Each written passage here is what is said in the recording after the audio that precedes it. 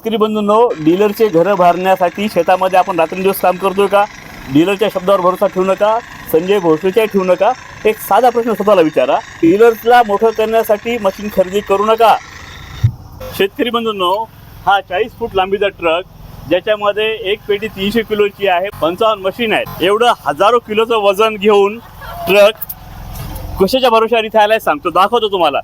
आपला दिमाग लावून बघायचा, नंतर हे करायचं. कुणावर विश्वास ठेवायचा नाही, डीलरवर नाही, माझ्यावर नाही, कुणावर नाही, स्वतःचा दिमाग वापरायचा.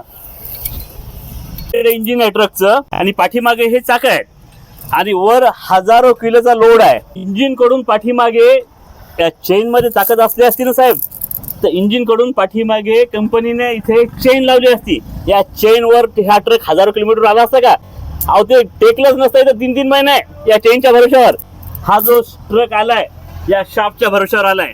बसून पाठीमागे या शाफ्टच्या भरोशावर ट्रक इथं आलाय. चेनच्या भरोशावर कामं होत नसतात.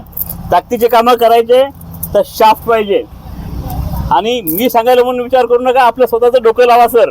शेतकरी बंधू, तुमच्या इतकं हुशार कोण नाही, तुम्हाला कोणी अज्ञानी समजूच नाही. आपलं डोकं लावायचं. चेन मध्ये ताकद असली असती तर ट्रकवाल्यांनी आणि सगळ्यांनी चेन लावली असते, एसटी वाल्यांनी शाफ्ट दिले नसते. खेळणं घेत नाही आपण, ताकदीचं वाहन घेतोय तर चांगलंच घ्यायचंय आपल्याला. धन्यवाद.